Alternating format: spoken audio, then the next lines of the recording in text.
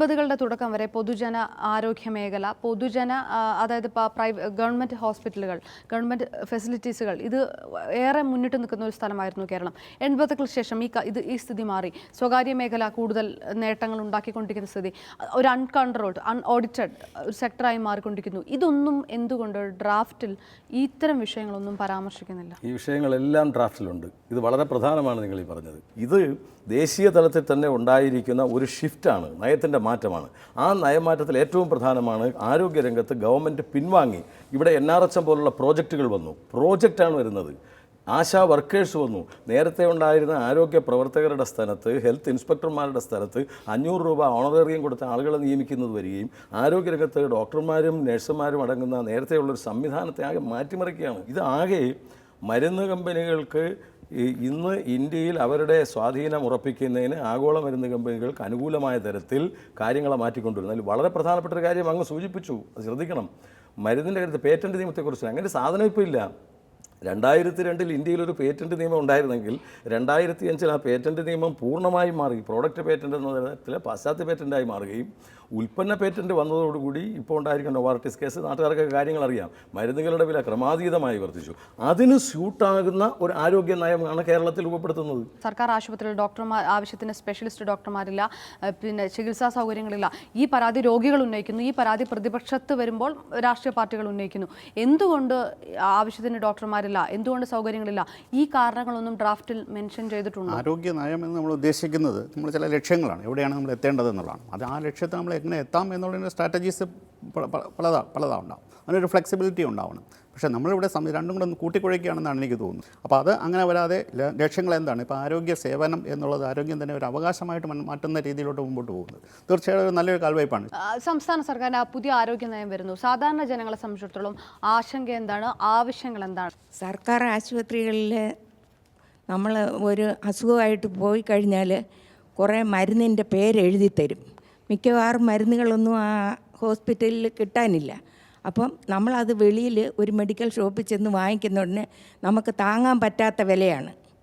അപ്പോൾ ആ വിലയെല്ലാം ഒന്ന് കുറച്ച് കിട്ടുക എന്നുള്ളതാണ് പൊതുജനങ്ങൾക്ക് ഏറ്റവും പ്രധാനമായിട്ടുള്ള ഒരു കാര്യം. സുഖമില്ലാണ്ട് ഹോസ്പിറ്റലിൽ പോയാൽ നമ്മളൊരു നല്ലൊരു സമീപനം പ്രതീക്ഷിക്കുന്നുണ്ട്. അത് മിക്കവാറും കിട്ടാത്ത അവസ്ഥ ഇന്നത്തെ സാഹചര്യത്തിൽ ഉണ്ടാകുന്നുണ്ട്.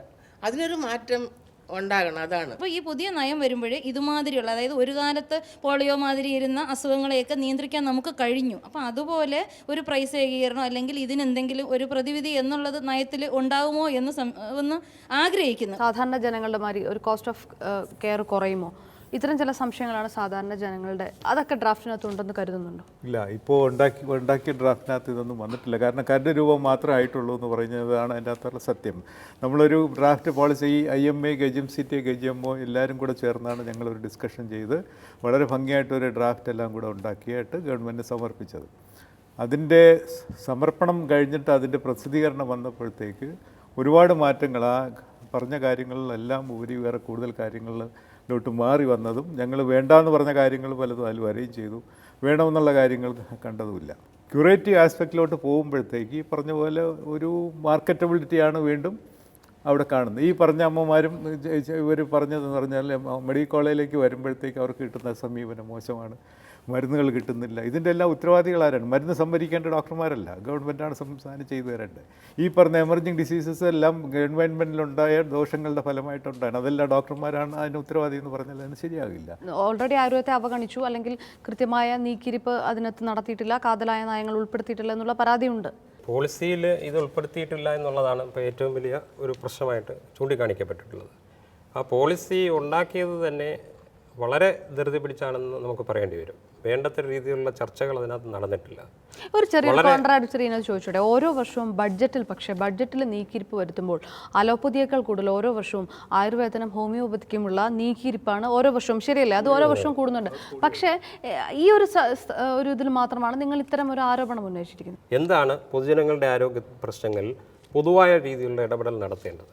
അപ്പോൾ അത്തരത്തിൽ ആയുർവേദ മേഖലയിലെ വിദഗ്ധരെ പങ്കെടുപ്പിച്ചുകൊണ്ട് ചർച്ചകളൊക്കെ നടത്തുമെന്ന് ഗവൺമെൻറ് പറഞ്ഞിട്ടുണ്ടായിരുന്നെങ്കിലും ആയുർവേദത്തിലെയും ഹോമിയോയിലെയും വിദഗ്ധരെ പങ്കെടുപ്പിച്ചുകൊണ്ട് അത്തരത്തിലുള്ള ചർച്ച നടന്നിട്ടില്ല. ഹെൽത്ത് പോളിസി ഡ്രാഫ്റ്റിംഗ് കമ്മിറ്റിയിൽ തന്നെ പേരിന് വേണ്ടിയുള്ള ഒരു പ്രാതിനിധ്യം, പരാതി പറയാതിരിക്കാനുള്ള ഒരു പ്രാതിനിധ്യം മാത്രമാണ് ഈ ഡ്രാഫ്റ്റിംഗ് കമ്മിറ്റിയിൽ ആയുർവേദത്തിനും ഹോമിയോയ്ക്കും കൊടുത്തത്. ആയുർവേദത്തിനെ കുറിച്ച് എനിക്കുള്ളൊരു പരാതി എന്താണെന്ന് വെച്ചാൽ, ഈ പലപ്പോഴും നമ്മൾ താരതമ്യം ചെയ്യുന്നത് മോഡേൺ മെഡിസിനുമായി താരതമ്യം ചെയ്യുമ്പോൾ ഞങ്ങൾക്ക് എന്ത് ചെയ്തു, അവിടെ 5 ആശുപത്രി, ഞങ്ങൾക്ക് എത്ര ആശുപത്രി, അവിടെ അങ്ങനെയല്ല വേണ്ടത് എന്നുള്ളത് മാത്രമല്ല, ആയുർവേദത്തിനെ മറ്റ് ഇതര സിസ്റ്റംസുമായിട്ട് തുലനം ചെയ്യുന്നതും ശരിയല്ല. ആയുർവേദം വേറെ, ഹോമിയോ വേറെ, സിദ്ധ വേറെ, യുനാനി വേറെ.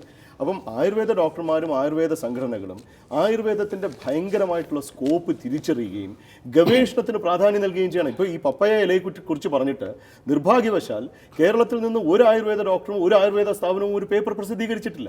എന്നാൽ പപ്പയ ഇലയ്ക്ക് എതിരായിട്ടുള്ള ചില പേപ്പറുകൾ ഇന്റർനാഷണൽ കമ്മ്യൂണിക്കബിൾ ഡിസീസസിൽ പ്രസിദ്ധീകരിച്ചു. മാതൃഭൂമി തന്നെ നമ്മൾ വായിക്കുകയും ചെയ്തു. അപ്പോൾ അതുകൊണ്ട് അഥവാ അത് ഔഷധമൂല്യം ഉണ്ടെങ്കിൽ അത് പരിപോഷിപ്പിക്കുവാൻ കൂടി നാം സന്നദ്ധരാകേണ്ടതുണ്ട്. പ്രമേഹത്തിൻ്റെ ഉള്ള ഏറ്റവും വില കുറഞ്ഞ ഒരു മരുന്ന് നിരോധിക്കപ്പെടുകയും പകരം വില കൂടിയ മരുന്ന് പലരും കഴിക്കാൻ നിർബന്ധിതരാകുന്ന ഒരു സാഹചര്യവും ഉണ്ടായത് തീർത്തും നിർഭാഗ്യകരമാണ്.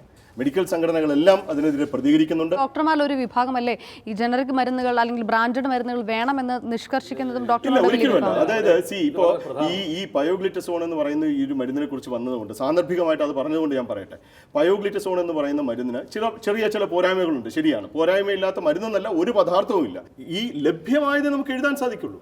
ഈ 4 രൂപയുടെ മരുന്ന് മാറ്റിക്കഴിഞ്ഞിട്ട് 40 രൂപയുടെ പേറ്റന്റ് മരുന്ന് മാത്രം വന്നു കഴിയുമ്പോൾ ഡോക്ടറിന് എന്ത് ചെയ്യാൻ സാധിക്കും? ഈ മരുന്ന് വില നിർണ്ണയ സമിതികളിൽ ഒന്നും മെഡിക്കൽ സംഘടനകൾക്കോ ഡോക്ടർമാർക്കോ പ്രാതിനിധ്യമില്ല. പെട്രോളിയം കെമിക്കൽ വകുപ്പിന്റെ കീഴിൽ വരികയും ഒരു ഫാർമസി ശൃംഖലയാണ് അത് തീരുമാനിച്ചത്. ആരോഗ്യ നയം നോക്കുകയാണെങ്കിൽ അതിന്റെ 3ാമത്തെ ഒബ്ജക്റ്റീവ്, എല്ലാവരും വിലയെക്കുറിച്ച് പറഞ്ഞപ്പോൾ വിലയുടെ സംശയം വന്ന് ഞാനത് എടുത്തു നോക്കി. 3ാമത്തെ ഒബ്ജക്റ്റീവ് കൃത്യമായിട്ടും പ്രാഥമിക ആരോഗ്യ തലം മുതൽ ടെറിഷറി കെയർ, തൃതീയ തലം വരെ വില കുറയ്ക്കുകയും എഫിഷ്യൻസി കൂട്ടുകയും കോസ്റ്റ് ഓഫ് കെയർ കുറയ്ക്കാനും വേണ്ടിയുള്ള നടപടികൾ എടുക്കുക എന്നുള്ളതാണ് ഇതിന്റെ 3ാമത്തെ ലക്ഷ്യമായിട്ട് നയത്തിൽ പറഞ്ഞിരിക്കുന്നത്. ഇന്ത്യയിൽ വിറ്റഴിക്കുന്ന എല്ലാ നോൺ പേറ്റന്റ് മരുന്നുകളും ജനറിക്കാണ്. ഈ ജനറിക് മരുന്നുകളിലേക്ക് മാറുക എന്നത് ലോകമൊട്ടുക്കുള്ള വൻകിട ബഹുരാഷ്ട്ര കമ്പനികളുടെ ഇന്നത്തെ ആവശ്യമാണ്. കാരണം അവരുടെ മരുന്നുകളെല്ലാം പേറ്റന്റ് അല്ലാതായി മാറുന്നു. അപ്പോൾ ജനറിക്ക് വാങ്ങുന്നതിന് സർക്കാർ പണം കണ്ടെത്തി വാങ്ങിയാലേ അവരുടെ മരുന്ന് ചിലവാകൂ എന്നുള്ളതുകൊണ്ട് സ്വന്തം മരുന്നിന് ഈ കാലം അത്രയും കൂടിയ വിലയ്ക്ക് പേറ്റന്റിലൂടെ നാട്ടുകാരുടെ തലയിൽ അടുപ്പിച്ച കമ്പനി ഇനി എന്നാൽ നിങ്ങളോട് എനിക്കിത് ഒരു ജനറിക്ക് സ്നേഹം വരുന്നു എന്ന് പറഞ്ഞിട്ട് ബഹുരാഷ്ട്ര കമ്പനികൾ അവരുടെ മരുന്ന് വിറ്റഴിക്കുന്നതിന് കണ്ടെത്തിയതിനെയാണ് നമ്മളിപ്പോൾ അറിയാതെ ജനറിക്ക് വരട്ടെ ജനറിക്. ഇവിടെ പ്രശ്നം KSDP മാഡം നോക്കൂ, KSDP എന്ന കമ്പനിക്ക് 1 രൂപ 50 പൈസയ്ക്ക് 500 മില്ലിഗ്രാം അമോക്സിസിലിൻ ഉണ്ടാക്കി വിൽക്കാൻ കഴിയുമ്പോൾ 10 രൂപ 20 പൈസയ്ക്ക് അമോക്സിലിൻ 500 മില്ലിഗ്രാം ഉണ്ടാക്കി വിൽക്കുന്നത് അതിനെ ന്യായീകരിക്കപ്പെടുന്നത് എങ്ങനെ? പൊതുമേഖലാ സംവിധാനത്തിലൂടെ മരുന്നുണ്ടാക്കിക്കണം. ഇവിടെ സർക്കാരിന് പല മരുന്നുകളും വലിയ പ്രശ്നമുണ്ട്. ഈ പ്രശ്നത്തിൽ ജനങ്ങൾ അഭിപ്രായം പറയണം. ജനങ്ങളുടെ പറയുന്നത് ഏറ്റവും ചുരുങ്ങിയ ചെലവിൽ എന്റെ രോഗം ചികിത്സിക്കുക എന്നത് തന്നെയാവണം.